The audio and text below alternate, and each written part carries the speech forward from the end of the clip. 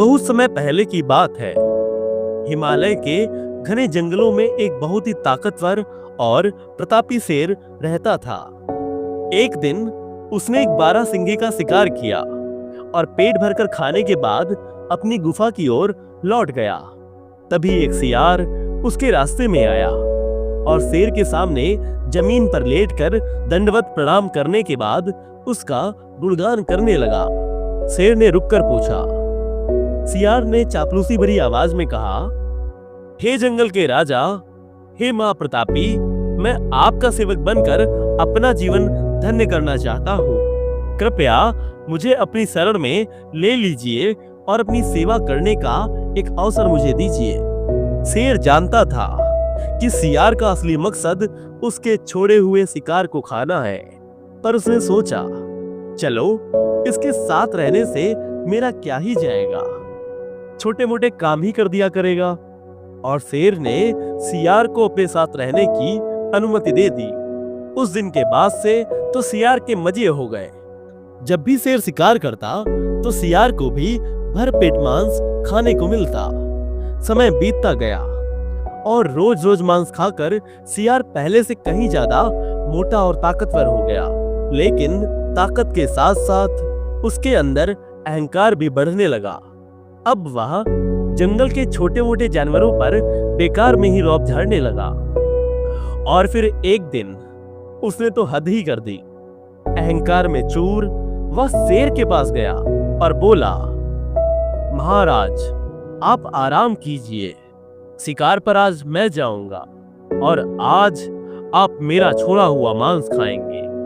यह सुनते ही शेर की आंखों में क्रोध की ज्वाला भड़क उठी, लेकिन उसने अपने क्रोध पर काबू किया और मूर्ख सियार को सबक सिखाने का फैसला किया।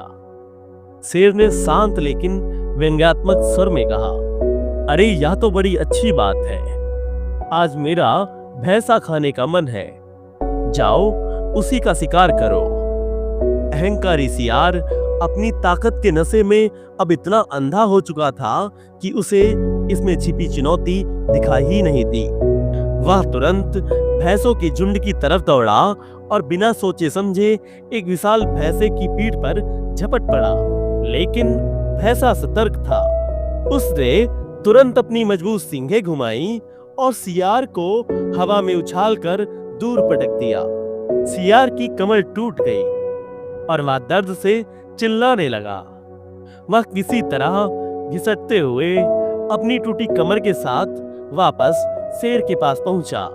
शेर ने उसे देखकर पूछा, क्या हुआ? तुम्हारा शिकार कहाँ है? भैंसा कहाँ है? सियार गिड़गिड़ाते हुए बोला, हुजूर, मुझे क्षमा कर दीजिए, मैं बस अहंकार में बहक गया था। मैं खुद को आपके बराबर समझने की भूल कर बैठा। यह सुनकर शेर गरज उठा, धूर्त, तेरे जैसे एहसान फरामोश का यही हस्र होता है। मैंने तुझ पर दया करके तुझे अपने साथ रखा और तू मेरे ऊपर धौंस जमाने चला था। और ऐसा कहते हुए शेर ने एक शक्तिशाली पंजे के प्रहार से उस एहसान फरामोश सियार को ढेर कर दिया। दोस्तों, यह कहानी हमें एक बहुत बड़ा लेकिन जरूरी सबक सिखाती है। जो लोग किसी के किए गए उपकार को भूलकर उसी को नीचा दिखाने की कोशिश करते हैं, उनका अंत इस कहानी के सियार के जैसा ही होता है। यह कहानी यह भी सिखाती है कि हमें हमेशा अपनी वर्तमान योग्यताओं और सीमाओं का सही आकलन करना चाहिए। दूसरे के सहारे से मिली हुई ताकत या सफलता पर कभी घमंड नहीं करना चाहिए, क्योंकि वह ताकत हमारी अपनी नहीं होती। अहंकार में आकर कोई भी मूर्खतापूर्ण कदम उठाने से पहले 100 बार सोचना चाहिए, वरना अंजाम बहुत बुरा हो सकता है।